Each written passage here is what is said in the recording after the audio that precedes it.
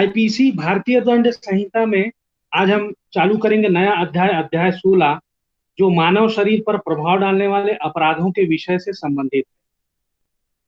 तो इससे जो संबंधित धाराएं हैं वो देखते हैं कि आपराधिक मानववध, हत्या, जिस व्यक्ति की मृत्यु कारित करने का आशय था उससे भिन्न व्यक्ति की मृत्यु करके आपराधिक मानववध, हत्या के लिए दंड, आजीवन कारावास से दंडित व्यक्ति द्वारा हत्या के लिए दंड, हत्या की श्रेणी में न आने वाले गैर इरादतन हत्या के लिए दंड, उपेक्षा द्वारा मृत्यु कारित करना, दहेज मृत्यु और शिशु या उन्मत्त व्यक्ति की आत्महत्या का दुष्प्रेरण, आत्महत्या का दुष्प्रेरण, हत्या करने का प्रयत्न, गैर इरादतन हत्या या आपराधिक मानववध का करने का प्रयास, आत्महत्या करने का प्रयत्न, ठग और ठग के लिए दंड।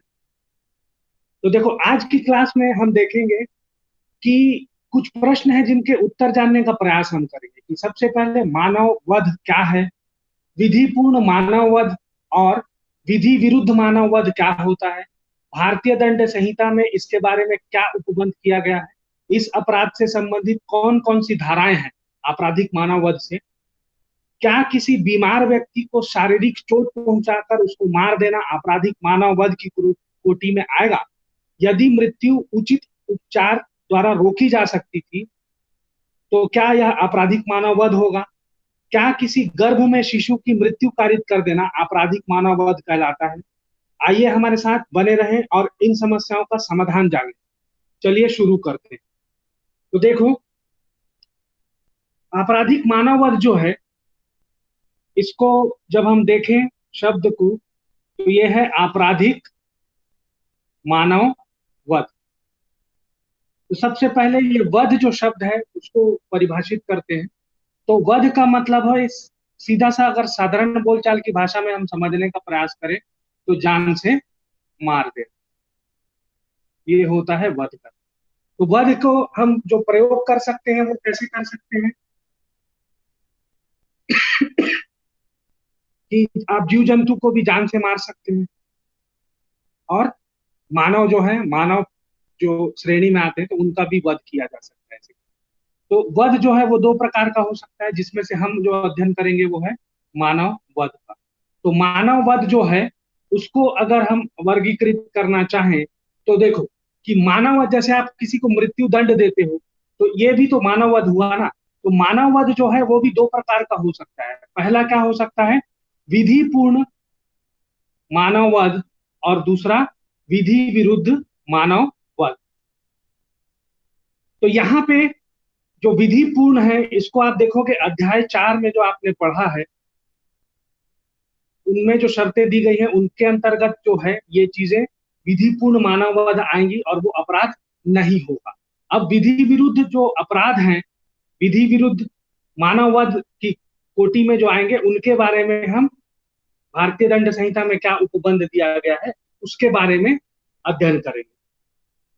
तो देखो, सबसे पहले हम सांविधिक उपबंध देखते हैं कि आपराधिक मानव वध जो है उसकी परिभाषा भारतीय दंड संहिता की धारा 299 में दी गई है।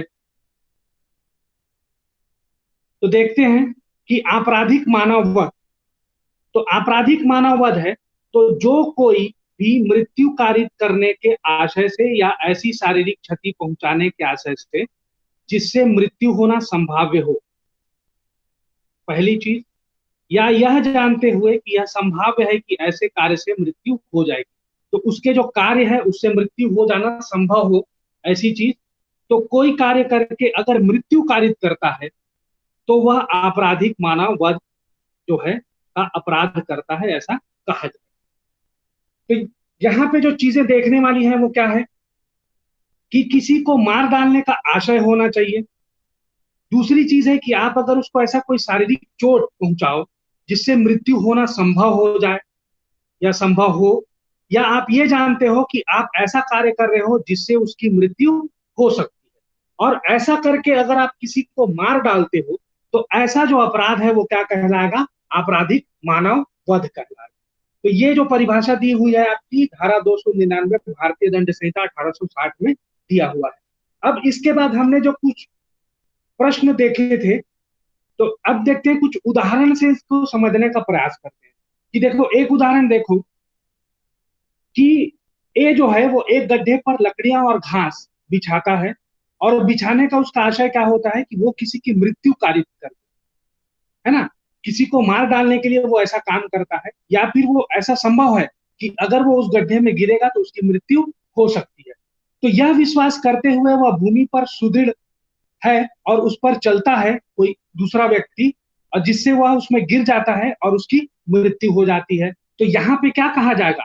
यहाँ पे ये कहा जाएगा कि ए ने आपराधिक मानववध का अपराध किया है। परिभाषा में इसकी तुलना करें परिभाषा से, तो यहाँ पे ये आपराधिक मानववध का उदाहरण है। अब देखें, दूसरा उदाहरण देखते हैं कि ए यह जानते हुए या किसी झाड़ी के पीछे छुपा हुआ है, लेकिन क्या करता है, एक दूसरा व्यक्ति बी है, वो ये नहीं जानता। तो यह की मृत्यु कारित करने के आशय से, या यह जानते हुए कि उससे जो है वो यह की मृत्यु कारित होना संभाव्य है, ख को उस झाड़ी पर गोली चलाने के लिए उत्प्रेरित करता है। कि ख को बोलता है ए कि वो उस पर क्या करे, गोली चलाए। और उसके बाद ख जो है, जो बी है, वो गोली चलाता है, और यह उससे क्या हो जाता है, उसकी मृत्यु हो जाती है। तो यहाँ पे देखो कि यहाँ हो सकता है कि बी पे किसी अपराध का कोई अपराध गठित न हो, किंतु यहाँ पे क्या किया है, यहाँ पे ए ने आपराधिक मानववध का अपराध किया है धारा 299 के अंतर्गत। अब ऐसे ही देखें आगे कि ए एक मुर्गे को मारने के लिए क्या करता है, उसे चुरा लेने के आशय से उस पर गोली चलाता है, जो एक झाड़ी के पीछे है। ठीक है, ख एक व्यक्ति है जो झाड़ी के पीछे है और उसको मार डालता है, किंतु ए यह नहीं जानता था कि बी वहां पर है। तो यहाँ यद्यपि क्या हो सकता है कि क जो है, ए है, वो विधि विरुद्ध कार्य कर रहा था, तथापि वह आपराधिक मानववध का दोषी नहीं होगा, क्योंकि उसका जो आशय था वो क्या है, बी को मारने का नहीं था। यहाँ या फिर कोई ऐसा कार्य करके जिससे मृत्यु कारित करना संभाव्य जानता हो, मृत्यु कारित करने का नहीं था उसका आशय। इसीलिए ए जो है वो इस उदाहरण में धारा 299 के अंतर्गत आपराधिक मानववध का दोषी नहीं होगा। इस टॉपिक पे आप डिटेल्स वीडियो देखने के लिए हमारे चैनल को ज्वाइन कर सकते हैं। Thank you. अब देखो, हमने उदाहरणों से समझने का प्रयास किया कि आपराधिक मानववध क्या होता है।